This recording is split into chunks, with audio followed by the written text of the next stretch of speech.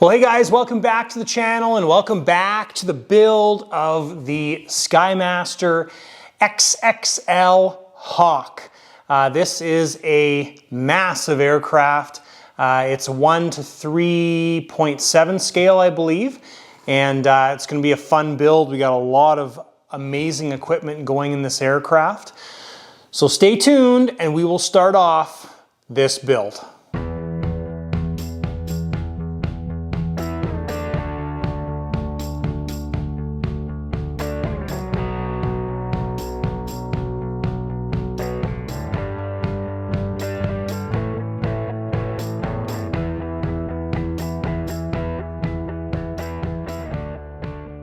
All right, guys, so like the start of every build, I like to go over all the equipment that we're going to be installing in the aircraft. Now, we are missing right now one thing, and it's supposed to be here today, so when it does show up, we will pull it out of the box and take a look at it. That is our CM Jets combo tank. That's going in this aircraft. And in that shipment, we also have the Bull tank as well too, which is going in the Hispano Aviation Bull as well. Okay, so we've got all of the equipment laid out here that essentially makes up the aircraft, minus the tubing and the wiring and stuff like that. But let's take a quick look here at all of the items that we will be installing in this aircraft. Of course, we are powering or piloting this aircraft with a Jetty radio. This is my radio. David, the owner, flies Jetty as well too. So that's what we'll be piloting this aircraft with. So we'll set it up on my Jetty. And I'll pull you guys in and we'll take a look at everything else.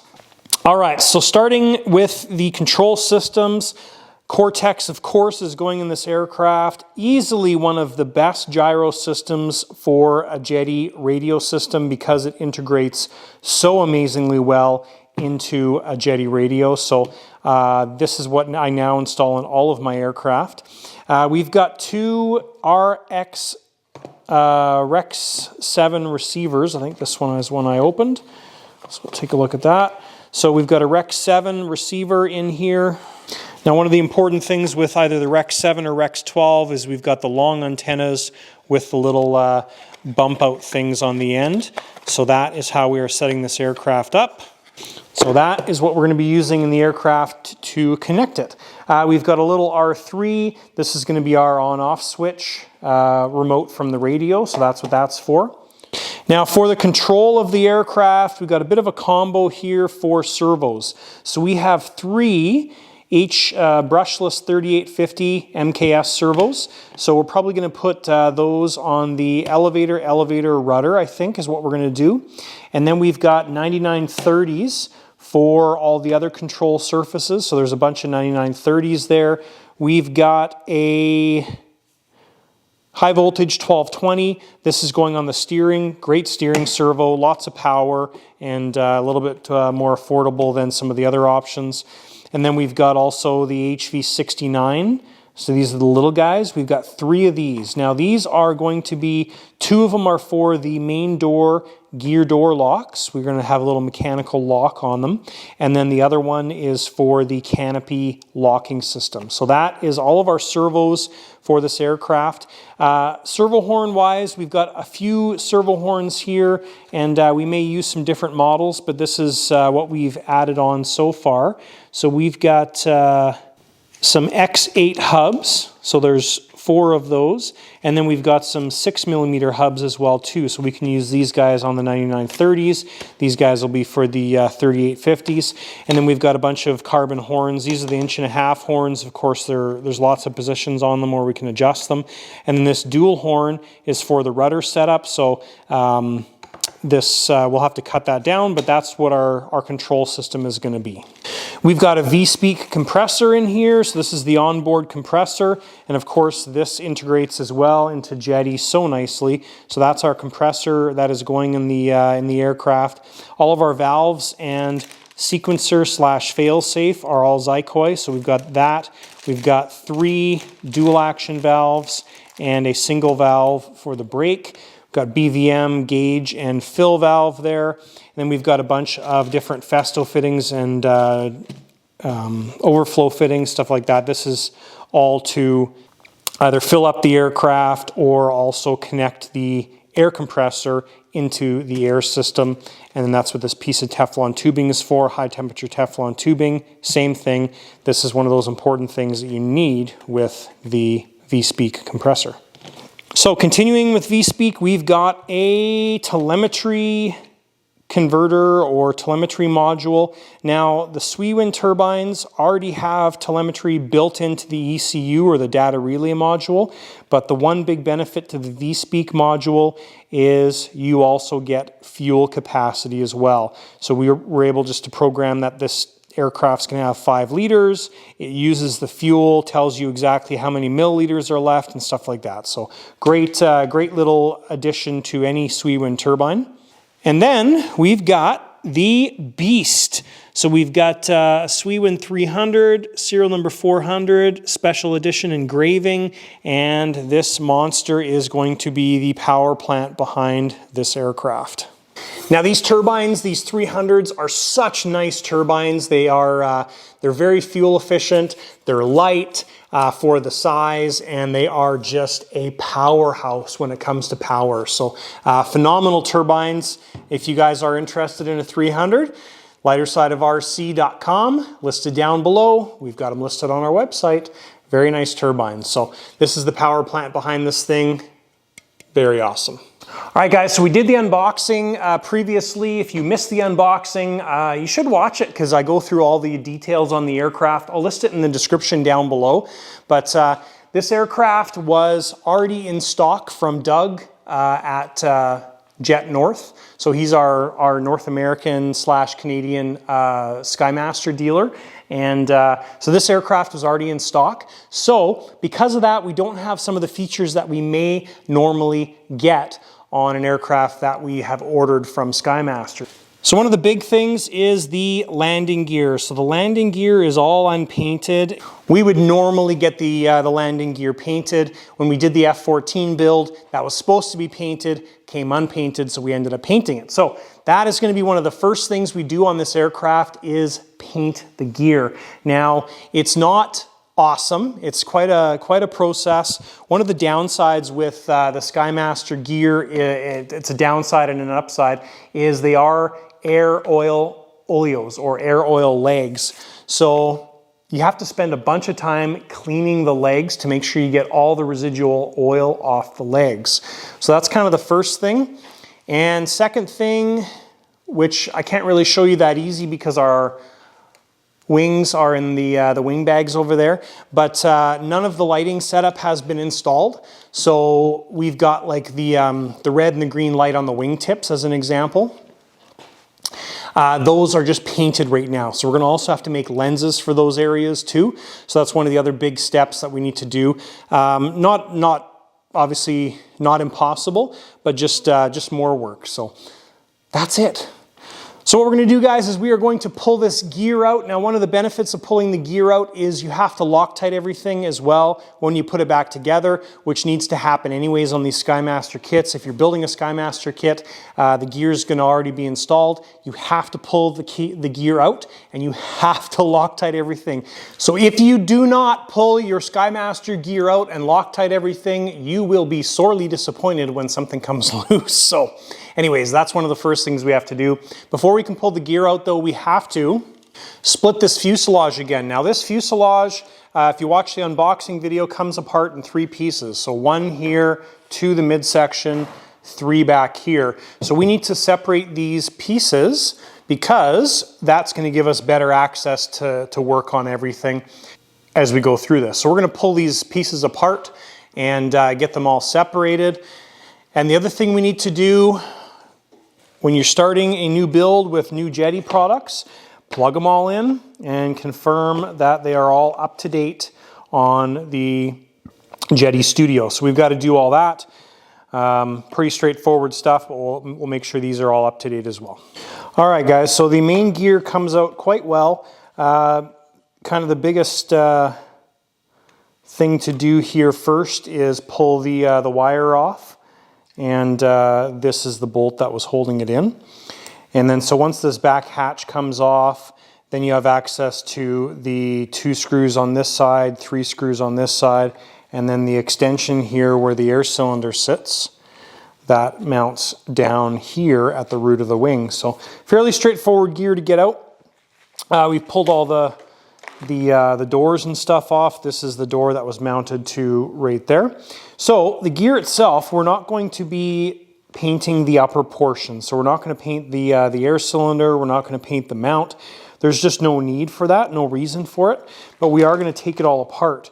So to take the leg off the main cylinder, basically you're taking off this bolt right here that holds the air actuator on.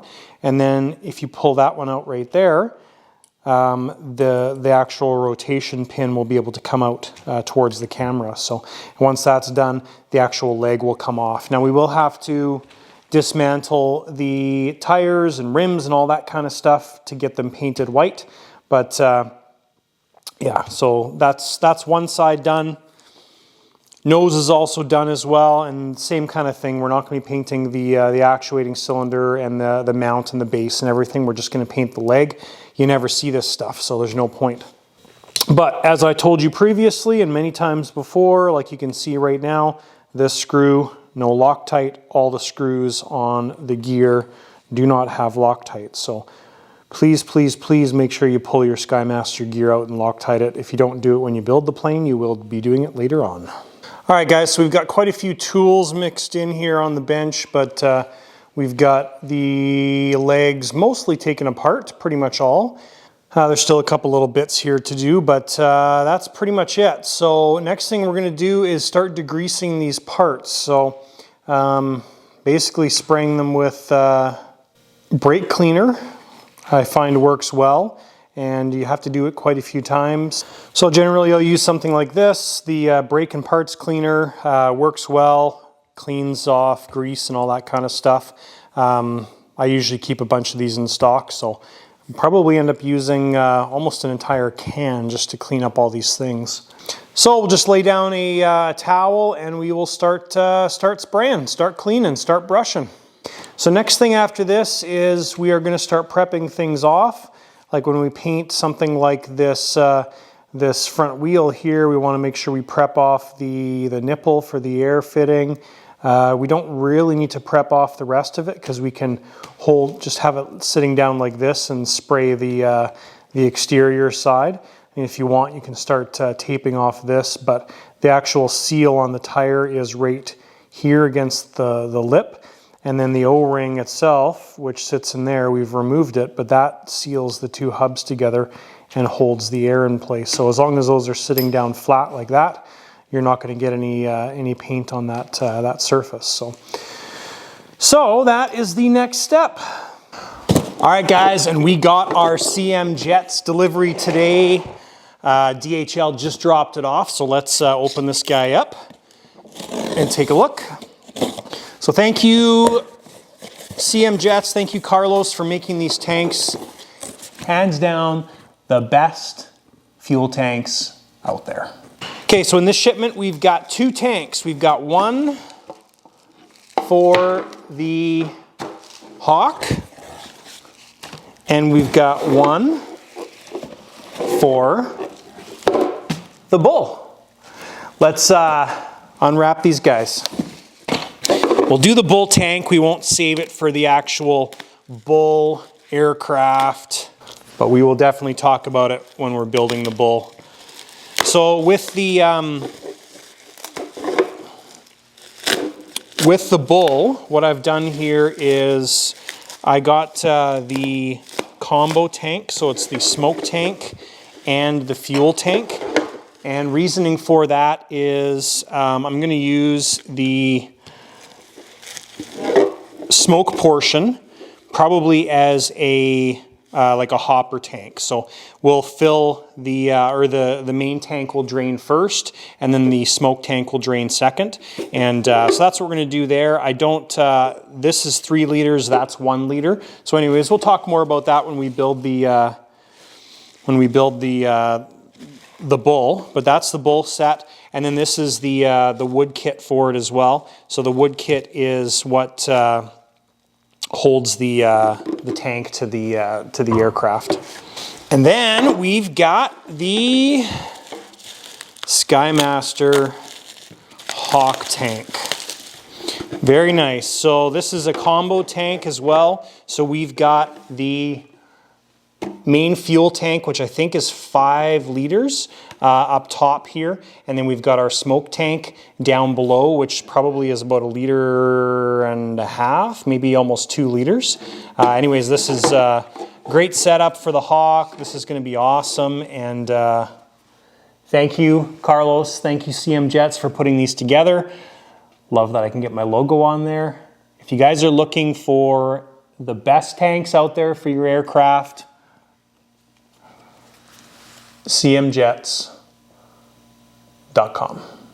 All right, guys, so the gear is all painted now. There's a quick shot of the wheels. Didn't paint the inside of this area. That had that foam insert in there because the brake goes in there and you don't see that. So, and our gear is all sitting here and good to go. So it looks awesome. Worked out very well.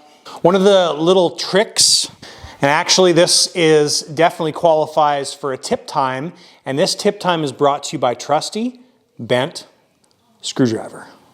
All right, this tip time revolves around painting the gear. So it doesn't matter what paint you use. What I find is quite important is to heat the parts up. Now, this could be because of our cold climate. I mean, right now in the shop, it's 68 degrees, about 19 degrees here in the shop, but outside it's cold. So anyways, what I do is I preheat the parts with my heat gun, and I make them very warm to the touch. I don't know the exact temperature, but if you hold on to it, it's like it's hard to hold on to it. That's how hot I make it.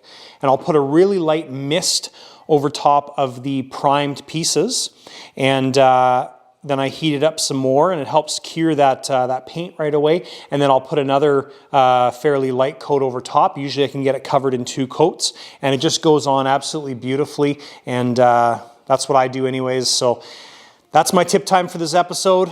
Preheat your parts. It makes it go on so much better. And preheat the can as well too. Be careful, be cautious, because you could blow up the can. Don't stick it in the fireplace or on the heating element, but I just use my heat gun and warm it up. All right, guys, so first thing I was going to do was start off with the elevators, but we are missing the elevator horns. Now, the elevator horns are the 2 metal pieces that bolt onto the actual full surface, and that's what your servos would attach to. So those weren't included with the kit. We've reached out to Skymaster, and they are going to be shipped to us, so we'll just put that portion on hold. But what we're going to work on first is mounting the tank. Now, the stock setup here, you basically have like your smoke tank, which is a weird kind of a pointy or triangle shaped tank. That sits down here. And then our actual stock fuel tank sits up top here.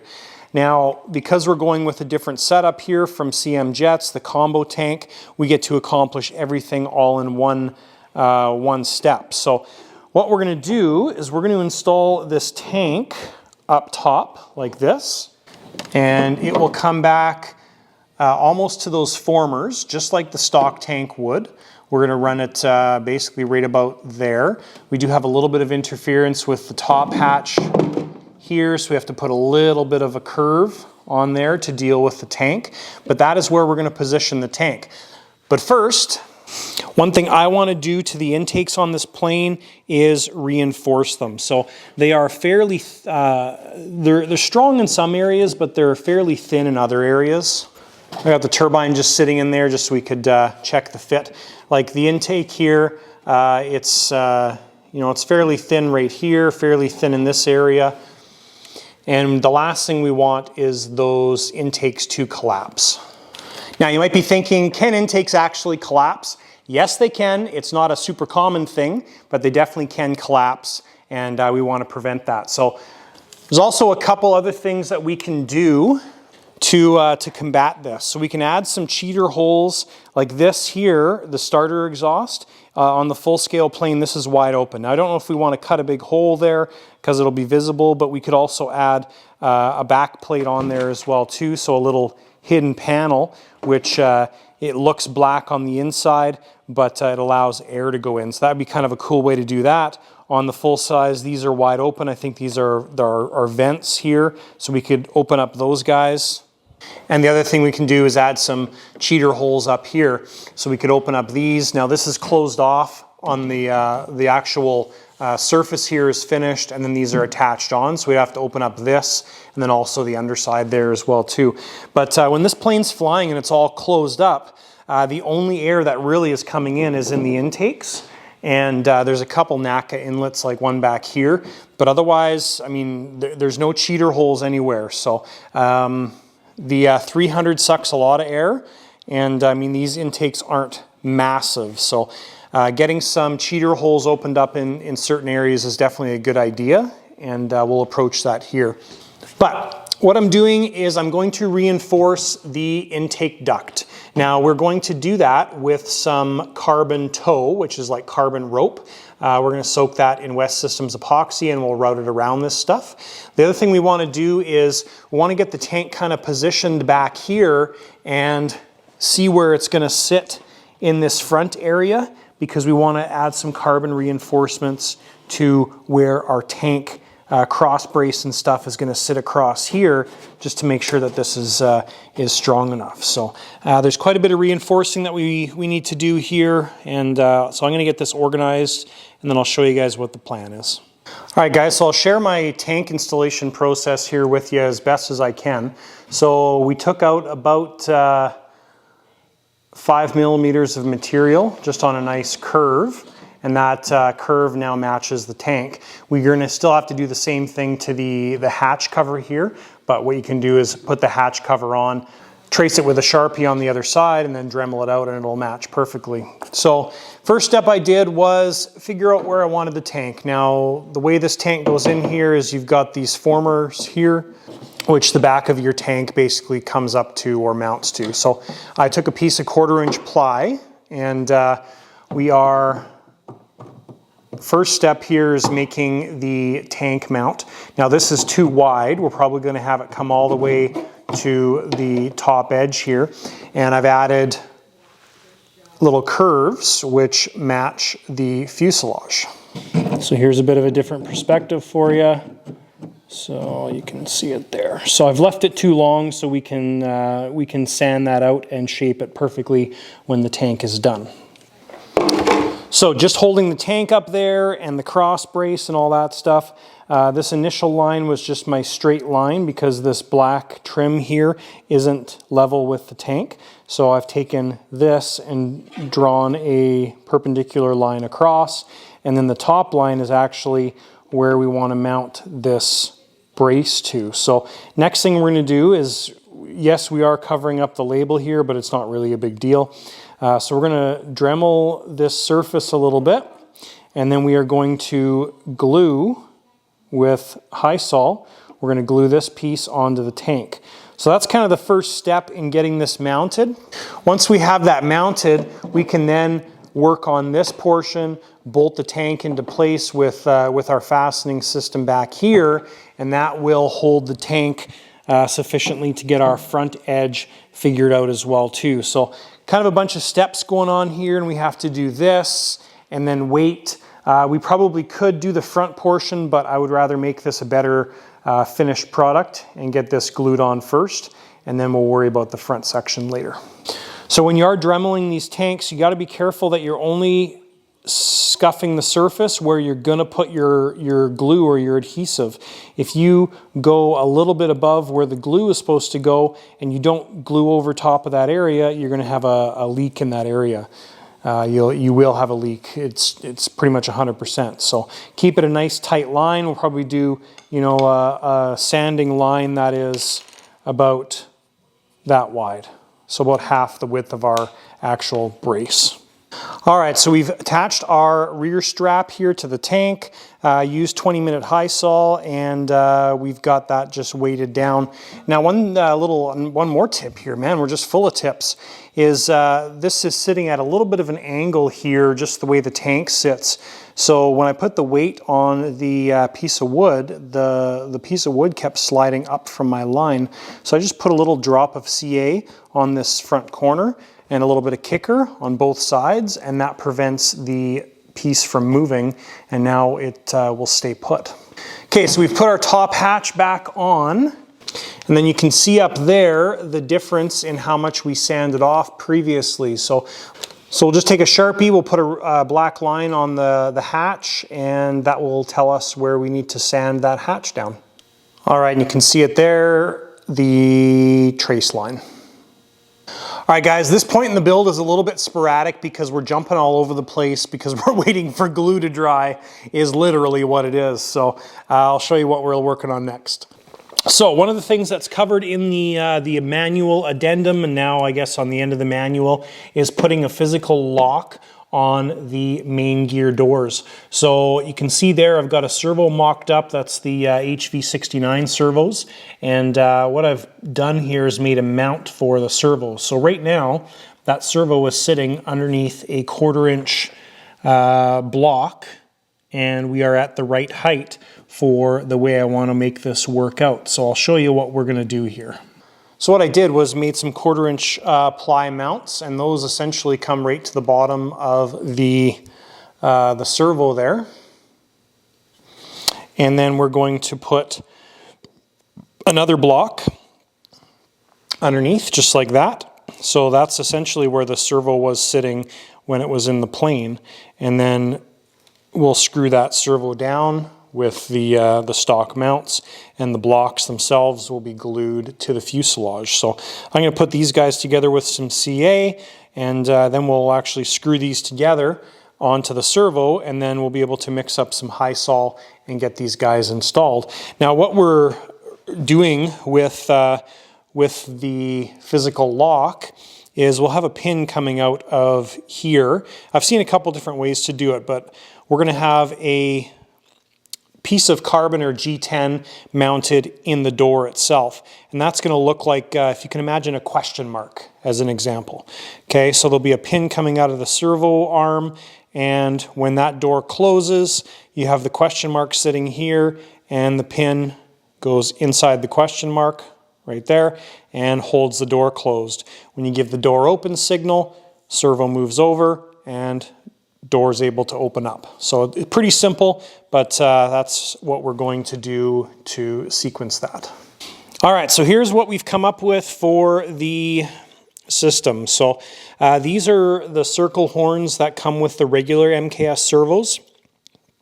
These circle horns don't come with the HV69s. The output spline and everything's the same, but they're also nice and solid as well. So we've taken a 2mm bolt, threaded it or run it through the back side, put a nut on there for some extra stability, and now this is extremely solid. Haven't fastened this down yet, but this is basically what's going to happen.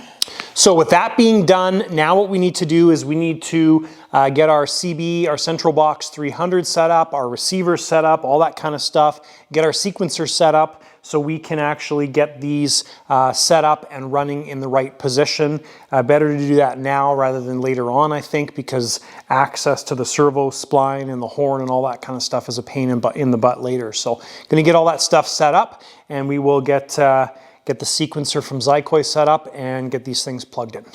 All right, guys, so we've got our new model set up in the radio, we've got our central box updated, our 2 receivers updated, and we've done all of our initial programming here on the gear system. So we've got our gear solenoid air valve, we've got our door air valve, and then we've got our 2 locks here. So right now the gear is in the up position, so when I flick it to gear down, you'll see these servos here go into the unlock position. Door solenoid's going to click, and gear solenoid opens. All right, so we got the door servos or the door lock servos all mounted. Just do a close-up here for you so you can see it. And worked out very well. We used the 20-minute high sol, which is good. You can see the black marks on the door itself right underneath the output shaft. That is just marking where the center of our close output shaft is. And that's where we're going to put our slot for our little retaining clip. And then here's a shot from the inside perspective on how we mounted it. So that worked out great. Okay, so it's a couple hours later. Our tank high sol, the 20-minute stuff, is set up. And this is part of the reason why I like to use the 20-minute for certain applications like this. Now, it's not fully cured, but it's firm enough that we can put force on this thing and not be able to take it off. The 9462, it would still just be tacky at this point a couple hours later. It requires like 8 hours to 10 hours to actually get to this point. So that's why I've been such a fan lately of the 20-minute stuff. So now what we can do with the tank is we can get that reinstalled. We can get our ends here shaped, and then with this we can bolt it in on this end, and that'll allow us to get the front end positioned. All right, guys, rear tank mount is all made, so pretty straightforward. Held the tank up in place, drilled a hole through there. We've got a 3mm blind nut on the back side, and obviously a 3mm bolt and a nice thick washer on this side. So the tank is bolted in place, but it's enough so we can work on the front, but of course it's not solid. So a couple of the important points here. Number one, we don't want the tank touching anything. So we don't want the actual body of the tank to be rubbing on the duct. So we've got a space in between the duct and the tank, or up top here as well too. So that was kind of one of those critical things. If you do have an area like that that's touching, you want to put some foam or something in between, but it's not ideal because this surface would, with shakes and vibrations, could eventually wear through the tank. So working on the front side here, I think what I'm going to do is I'm going to make a mount that goes on the side of the fuselage. We're going to put some carbon reinforcement in this area before we glue that mount on. That'll be part of the duct reinforcement. Obviously, we're doing the same thing on this side. So once we get those created, and what I'll do is I'll just use a piece of cardboard and make up some templates or some thick cardboard paper. So we'll make the mounts on the fuselage first, and then we'll figure out a mount that goes on the underside of the tank. And that would also bolt to the mounts that get glued on the fuselage. So that is the plan for that.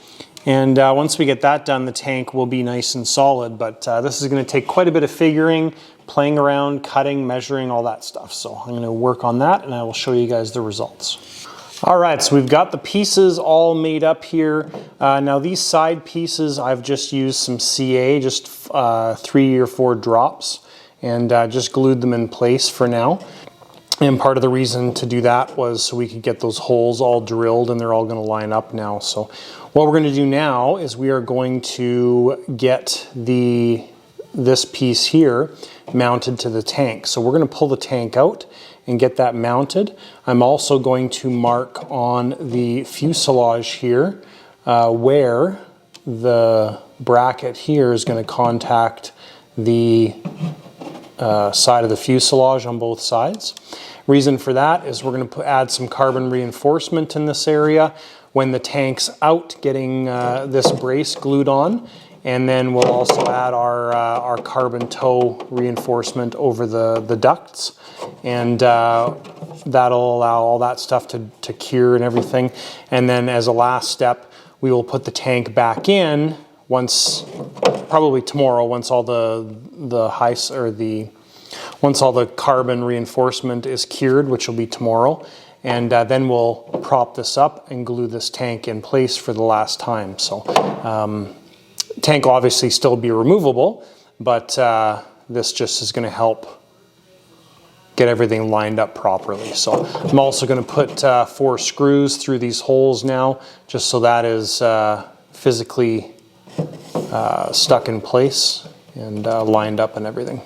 All right, so we've got the tank support mounted on there. Now I took all this out, and then I realized that I need a center line mark, so that's why that's there. We are going to paint all this wood as well too, just to make it look a little bit prettier. Not a huge deal, but the back one actually is my big concern. The front one, we'll never see it really. Anyway, so that's put on the tank. So other thing I did is I used basically an entire bag of carbon cord. Now this is carbon toe, and this comes from BVM. It's fairly expensive stuff, but for a scenario like this, it works out good. Let me show you. Okay, so we've got our reinforcements up here where our tank mounts are going to go. So our tank mount goes right in the middle of that carbon fiber piece. We've got the same thing on the other side. And then you can see our carbon toe that I've wrapped all the way around the intakes. Now these intakes are fairly flexible, so like an area like this, actually over here, it's quite flexible. So this carbon toe is going to help to reinforce all those items. So this carbon cord material, once you impregnate it with epoxy, which I've done, the West Systems stuff, it adds quite a bit of rigidity to these intake ducts and prevents it from collapsing. And it's a fairly light alternative instead of wrapping a whole nother layer of fiberglass or carbon cloth on there. It's also access too. It's fairly easy to pull that cord around, and you lock it in place with a little bit of CA, and then you just got to, I just get a glove on and for the back side and use my hand to impregnate it with West Systems. And then on the front portion here where the turbine is, we added 2 wraps around that area. So that gives you an idea of all the duct reinforcing we did. All right guys, and I think we're gonna wrap this first build video episode of the XXL Hawk from Skymaster up here. We got, I think, quite a bit accomplished in this episode. Doesn't really feel like it, but we're doing a lot of the little things that we need to get done. So that stuff is underway, which is absolutely awesome. We covered all the equipment that's going in the aircraft. We got lots of little things done. We painted the gear. That's a huge thing. We're just waiting for it to dry or cure. We got the tank mounted, or the mounts all figured out. We got the ducts reinforced. So lots of things accomplished in this video. I think it was quite successful. In the next video, we are probably going to be putting the gear back together. We're going to be finishing up the tank mounting, and then we'll probably start on the wings, I think. We'll see how things go. I'm a little bit scatterbrained with this build now because the elevator piece that we're missing kind of threw me for a loop. But anyways, that'll get solved, no problem. So anyways, guys, that's it for this build video. If you have any questions or comments, list them down below. If you're a subscriber of the channel already, thank you very much. If you're not, hit that subscribe button down below. If you want to get notified when I release new videos, hit the bell when you subscribe. That way you'll get a notification that I've released a new video. Don't forget to give the video one of these guys a thumbs up, and we'll see ya in the next video.